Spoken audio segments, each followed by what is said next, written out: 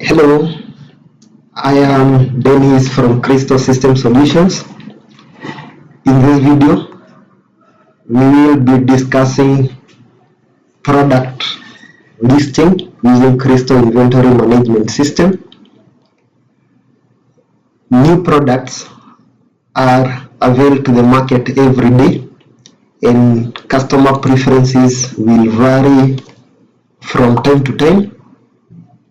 It is important for the business to keep up with the market trends to ensure continuous business satisfaction in order to remain relevant. This will require introducing a variety of products that were not previously stocked in your stores. The process of introducing a new item is referred to as product listing or simply creating a new item. To create a new item, you need to log into Cristore back office. You open Cristore back office, then you input your username and press enter. Then you input your user password. Then we go to setup, new stock item. Our inventory item window will be opened as shown. Inventory item has a number of key properties. They are grouped as pricing, barcode and photo, shelf label, barcode, batch and expiry, wholesale pricing, supplies and records. To create an item, you need to scan or type our barcode. Then we select the item category from a list of categories. If the category does not exist, you can add category from here, and also you set your price margin and markup. Then we select for our item the category exists. We have the stationery category. Then you select the subcategory. Also, if the subcategory is not present, you click on add subcategory and you can add subcategory from here. You select the main category, then you name your subcategory. My category will be books. My subcategory will be books. Add the category stationery. Then from here, I will input the item description. The item description, you will need to use the brand name. Office point is the brand name of my item. Then we further describe the item. It's a notebook, and the specific notebook is CAM A5.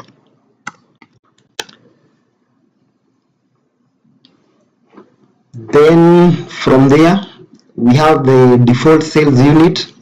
This is how we sell the units we use to sell our item. Can be pieces, can be kgs, can be liters.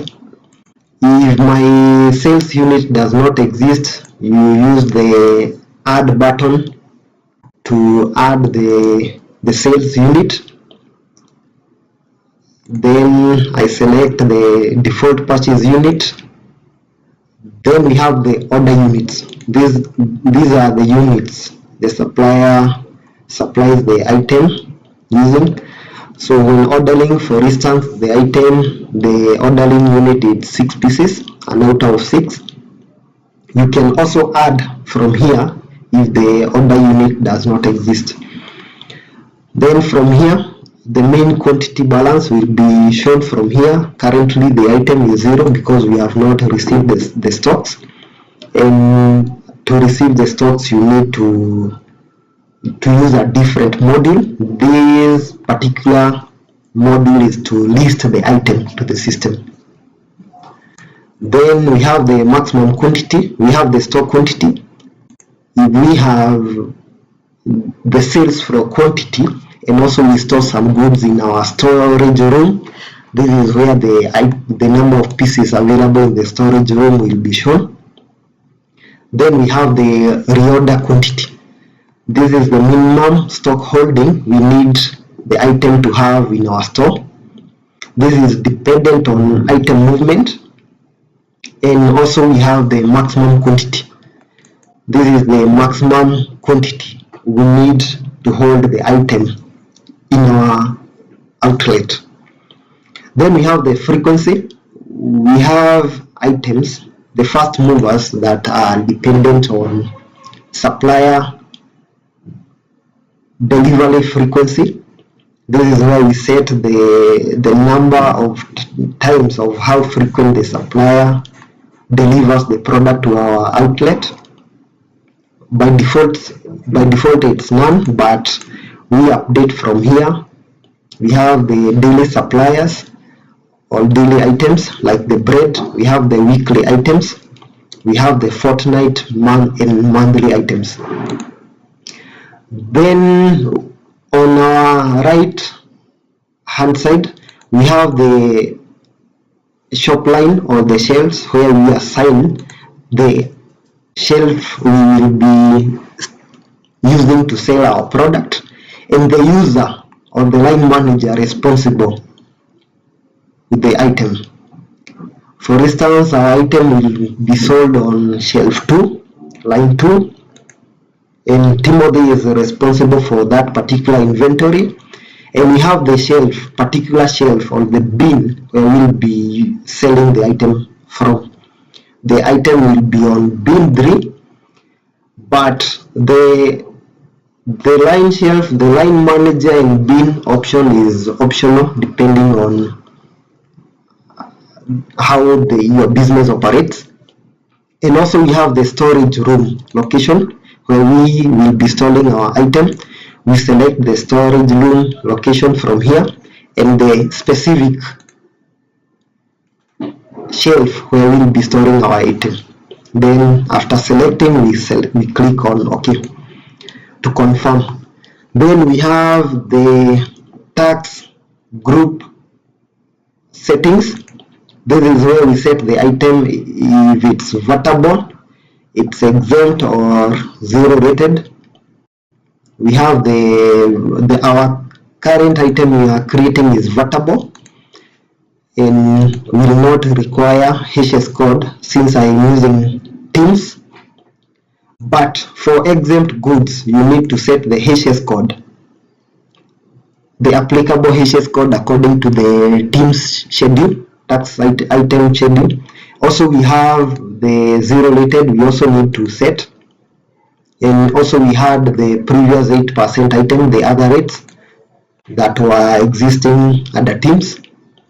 Also we'll need to select the HS code for the same. And upon selecting the correct tax group, we have other options like the inventory. This is where we set an item meant for sale. It is an inventory and also can be a raw material if the item can be used to produce another item, in-house item in our business. And also we have the e-service option whereby we select an item that is not inventory and we offer services to our customers.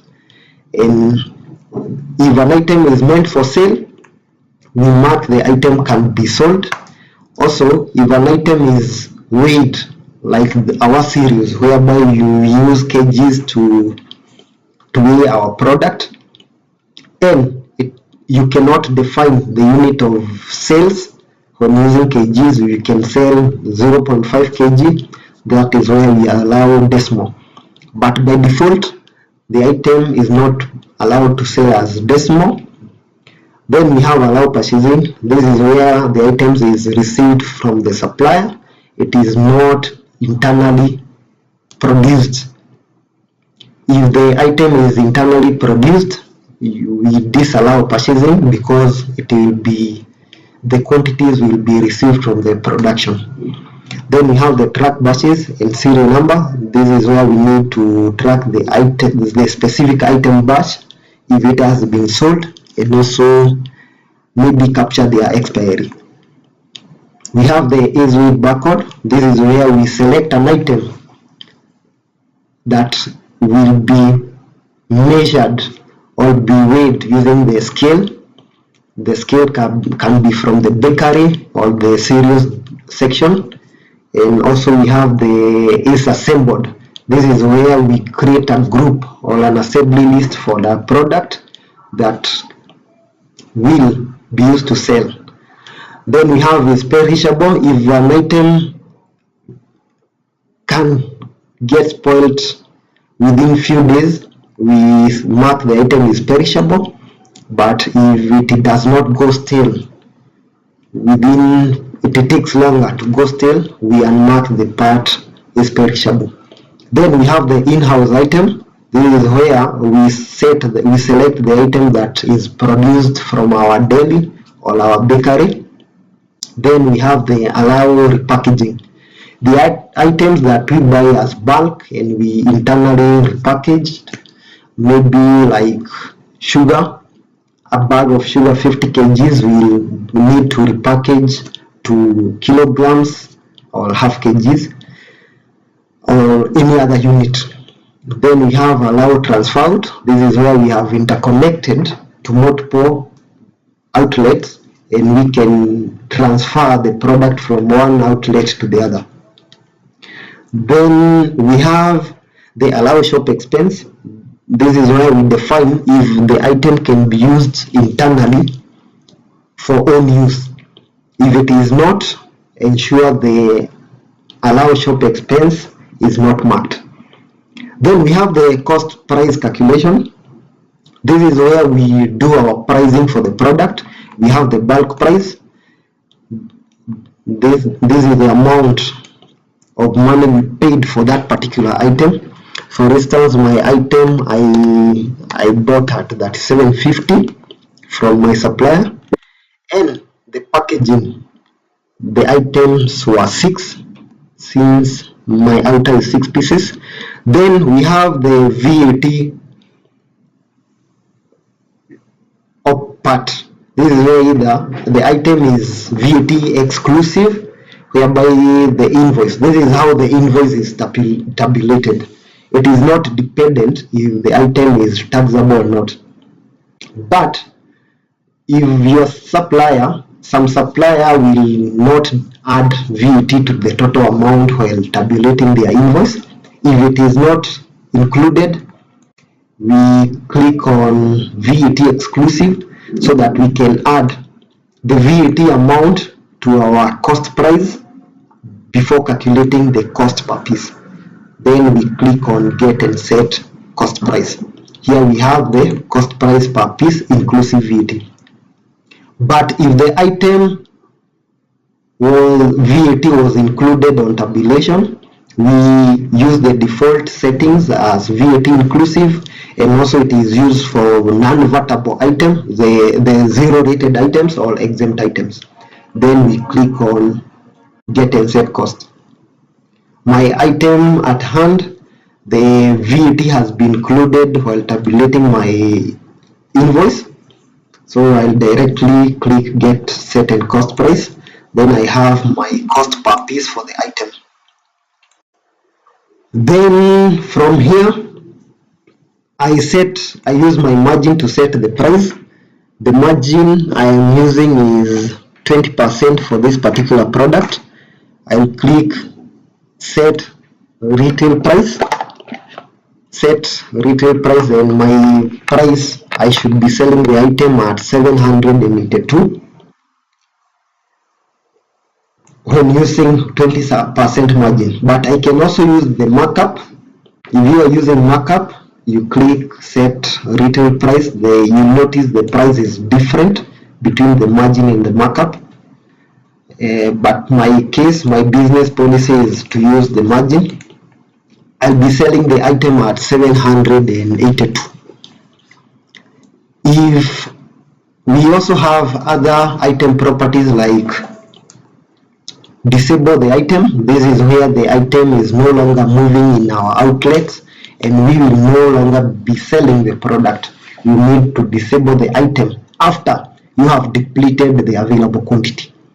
You can only disable an item after it is sold out. And that is the basic properties for the item. Then you proceed on saving the item. After saving the item has been added to our inventory list. We can go to view stock items and select stock barcode and scan our item. Our items will be shown with the properties that we have set, and you can go to barcode and photo to upload an image for the item if need be, and you click on upload and select the product image location. Then also we have the promo prices. This is where we set the promo prices for the item.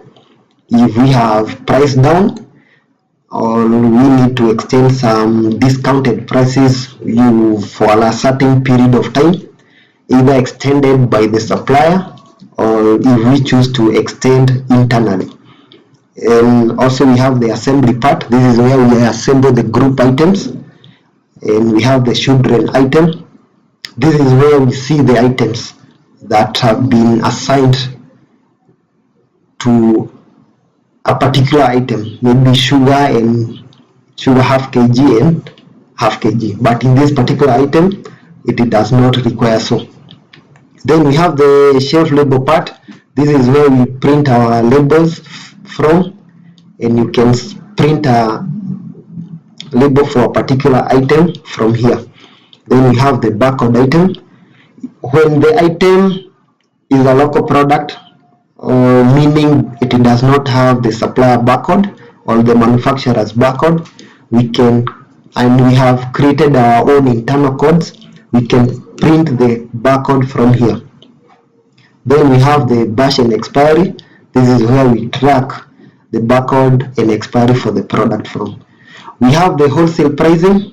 If those items we sell as with different unit of measure, maybe the bales, we set our wholesale pricing from here, but this is applicable for wholesale setup. And we have supplies. This is where we see the items supplies as we have received them to our inventory. And on the records, this is where we see the records of the price or the price and the records of the item. That includes the item audit, the inventory wise, quantity wise, and also we have the price update logs as the item prices have been fluctuating. That is how we create a new item to Cristore back office, on how we list our product and our item properties as we have defined them at the Cristore when using Cristore inventory management system.